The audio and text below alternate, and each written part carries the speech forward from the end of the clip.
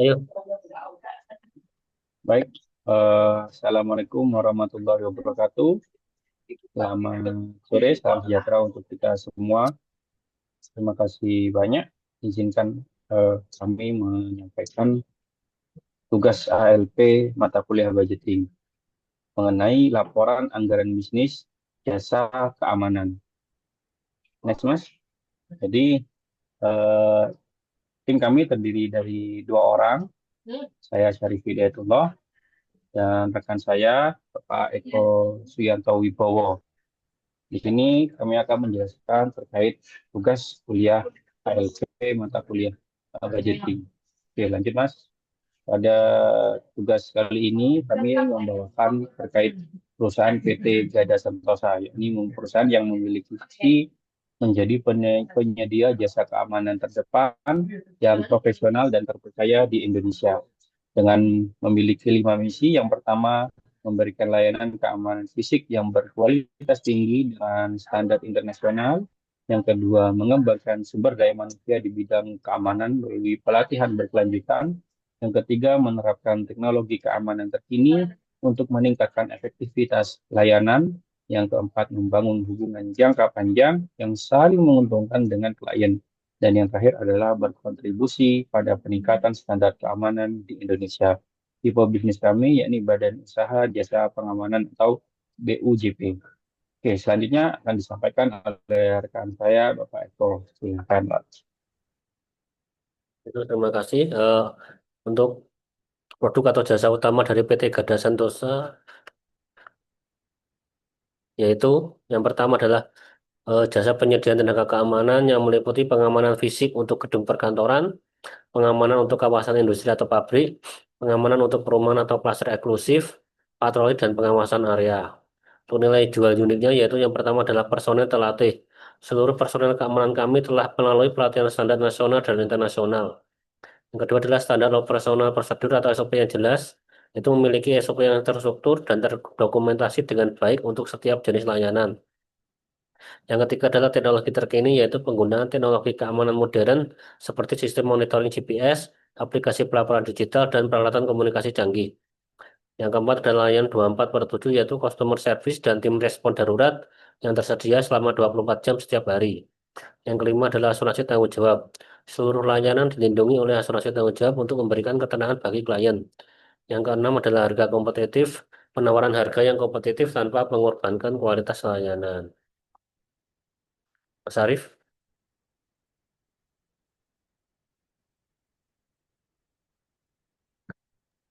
Baik, terima kasih Mas Eko. Selanjutnya mengenai hasil observasi dan survei yang kami lakukan.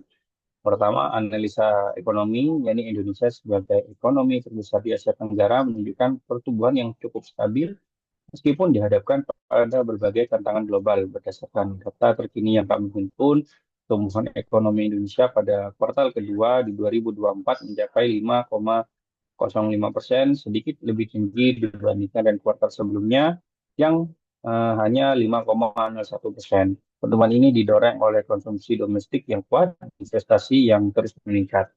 Yang kedua, berdasarkan data pasar.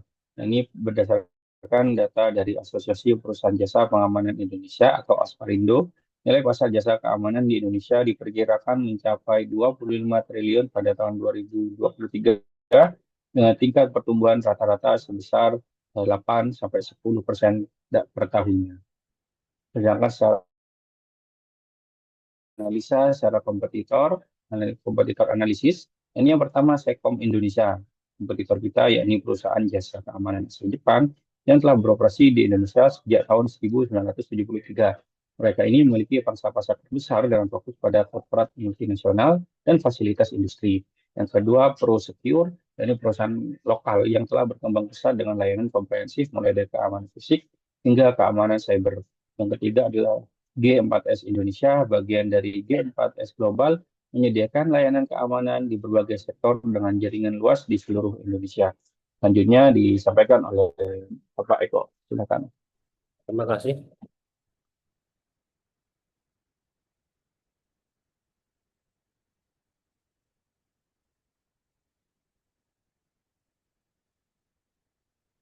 Selanjutnya yaitu terkait eh, tren bisnis terkait, yaitu integrasi teknologi digital, layanan keamanan fisik semakin terintegrasi dengan teknologi digital.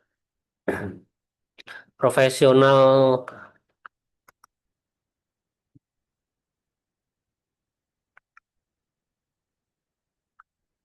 profesionalisasi personel keamanan, tren peningkatan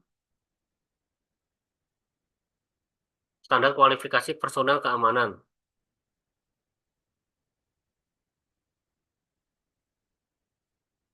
Managed security service atau permintaan untuk layanan keamanan terkelola. Yang keempat adalah keamanan sebagai investasi wajib perusahaan. Yang kelima adalah kolaborasi antar penyedia layanan tren eh, untuk layanan keamanan dan penyedia teknologi semakin meningkat.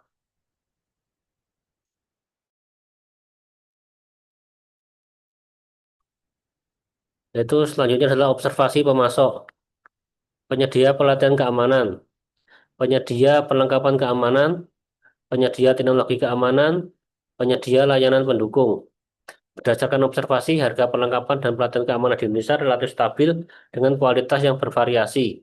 Untuk menjaga kualitas layanan, PT Garda Sentosa Indonesia akan memilih pemasok yang terpercaya dan memiliki reputasi baik di industri.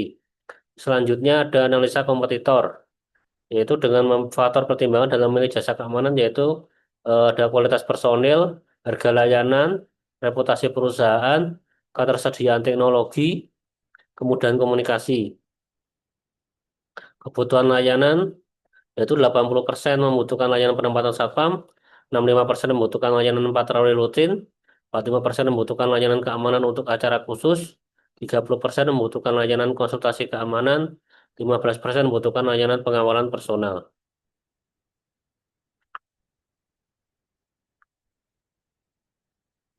Selanjutnya akan dibacakan oleh rekan Syarif. Silakan Mas Syarif. Baik, pada slide kali ini saya akan menyampaikan mengenai asumsi-asumsi yang kami lakukan, di mana dalam asumsi ini terdapat 5 poin. Yang pertama, periode anggaran. Ini anggaran kita asumsikan selama 6 bulan untuk bulan November 2025 hingga April 2026. Yang kedua, satuan biaya jasa, harga jual jasa security per personel per bulannya. Kemudian harga jual jasanya, yakni kita asumsikan sebesar 6 juta rupiah per personel per bulannya. Untuk unit anggaran, ini jumlah personel satpam yang disalurkan atau yang disewa ke klien. Kemudian yang terakhir adalah asumsi biaya personil, yakni berupa gaji pokok UMP Sulawesi Tengah tahun 2025, yakni 3 juta. Kemudian tunjangan dan lembur, masuk BPJS tenaga kerja dan kesehatan sebesar 1.500.000. Asumsi total beban perusahaan. Selanjutnya disampaikan oleh Mas Eko.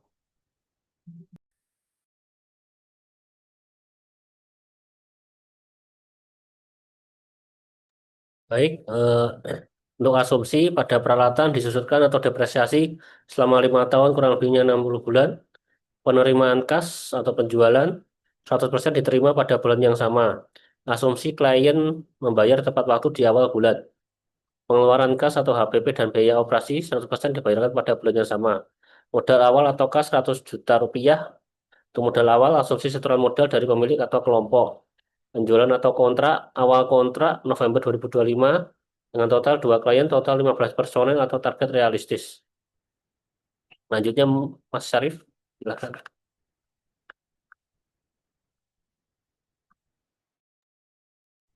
Baik,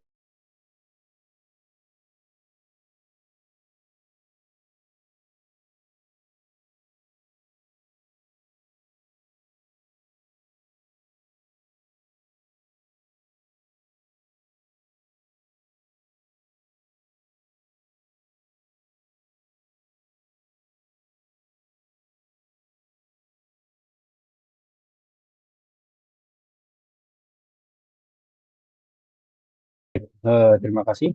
Untuk selanjutnya mengenai banyak 5 personil per bulannya dengan harga jual tinggal kita dapatkan di sini untuk total penjualan di Desember 120 juta. Begitupun selanjutnya di bulan Januari sebesar 150 juta, di bulan Februari 180 juta, di bulan Maret 210 juta, dan di bulan April 240 juta. Sehingga kita dapatkan di sini adalah 990 juta dalam waktu 6 bulan. Ya, jadi tiap bulannya meningkat pendapatan sebesar 30 juta karena ada peningkatan penjualan unit sebesar 5 personil per bulannya. Untuk anggaran produksi atau jasa HPP-nya, yakni HPP-nya di bulan November itu 4.500.000 per biayanya per personil, sehingga mendapatkan HPP-nya yakni 67.500.000. Begitupun sama seperti anggaran penjualannya, di mana tiap bulannya meningkat unit jasanya 5 personil, sehingga dalam satu bulannya yang menambah 5 personil akan biaya personilnya akan bertambah eh, sekitar 5 juta kali 4 juta 500, nanti ada sekitar 22.500.000. Sehingga kalau di total selama 6 bulan, di mana ada kenaikan biaya HPP-nya, maka kita dapatkan HPP-nya 742.500.000. Yakni biaya HPP ini didapatkan dari biaya personil, dari asumsi berupa gaji ditambah tunjangan. Terus selanjutnya akan dijelaskan oleh Mas Eko. Baik, terima kasih. Selanjutnya yaitu tentang anggaran biaya operasional. Di sini disebutkan untuk komponen biayanya dalam meliputi biaya administrasi umum dan umum. Terus selanjutnya adalah biaya pemasaran. Untuk biaya administrasi dan umum meliputi gaji staf kantor eh, dengan vanity 2 orang, sewa kantor untuk per bulannya, perlengkapan kantor, terus penjualan peralatan. Di sini disebutkan untuk akumulasi dari harga November 2025 sampai April 2026 dengan totalnya untuk gaji staf kantor 60 juta, sewa kantornya 12 juta, perlengkapan kantor 3 juta, penyusunan peralatan sebesar 600.000. Untuk biaya pemasarannya, untuk iklannya itu untuk November di awal 3 juta, selanjutnya 1 juta rupiah dengan jumlahnya 8 juta rupiah. Transportasi survei saat per bulannya 1 juta rupiah dengan total 6 bulan akumulasinya sebesar 6 juta rupiah. Jadi total biaya operasional yaitu 89.600.000 rupiah. Untuk notnya asumsi pembekalan peralatan awal seragam hati dan lain 6 juta rupiah disusutkan 60 bulan. Anggaran laba atau rugi. Yang pertama adalah komponen penjualan. Ada biaya jasa untuk laba kotor yaitu penjualan dikurangi biaya jasa, biaya operasional, laba sebelum pajak dan pajak penghasilan. Untuk pajak penghasilan kita estimasikan 0,5% UMKM. Untuk estimasinya mulai bulan November sampai 2025 sampai April 2026 dengan totalnya dengan laba bersih setelah pajak yaitu 152.950.000 rupiah. Selanjutnya akan dilanjut oleh Mas Syarif.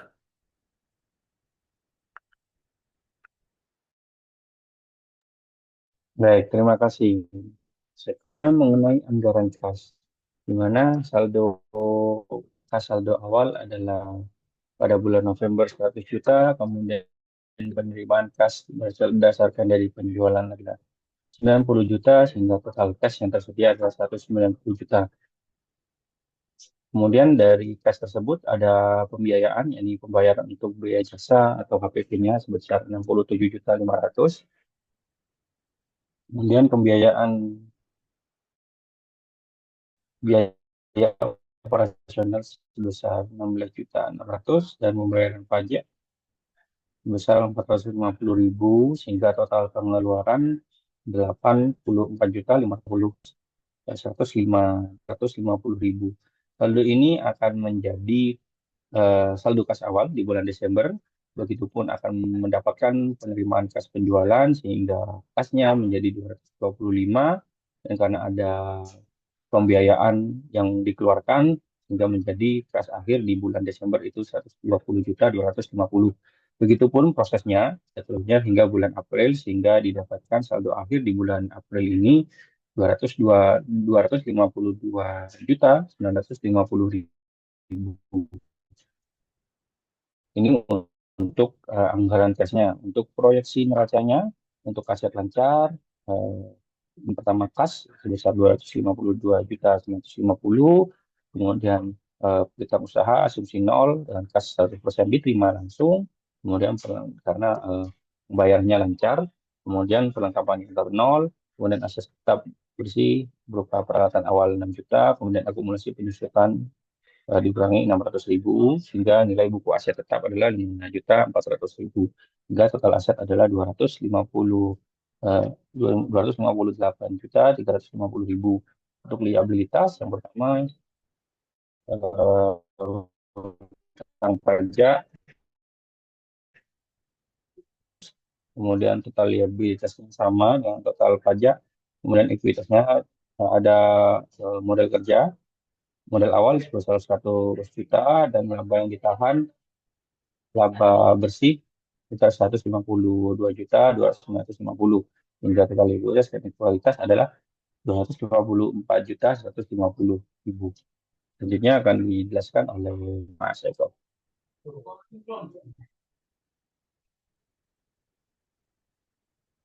Oke, dilanjut Mas Eko. Oke.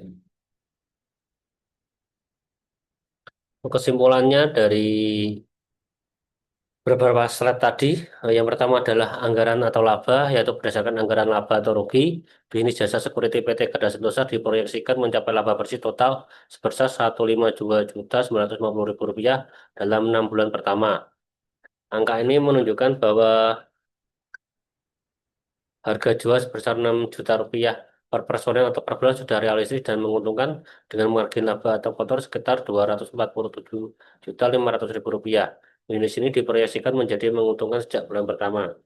Untuk anggaran kas, yaitu anggaran kas menunjukkan bahwa perusahaan berada dalam posisi yang kuat atau liquid. Saldo kas akhir terus meningkat dari 100 juta, 1 juta menjadi Rp252.950.000. Hal ini didukung oleh asumsi pembayaran klien yang lancar, 100% di bulan yang sama, dan modal awal yang memadai. Perusahaan tidak memerlukan pinjaman selama 6 bulan pertama. Resiko utama adalah keterlambatan, ya, dari klien memperburu anggaran kas dan kenaikan biaya personel atau UMK atau UMP yang tidak terduga dapat menurunkan margin laba. Rencana pengembangan bisnis, yaitu yang pertama diversifikasi jasa. Setelah bulan April 2026, berencana menambah layanan konsultasi keamanan atau penyediaan CCTV dan alarm sistem untuk meningkatkan value dan margin keuntungan. Yang kedua adalah ekspansi klien.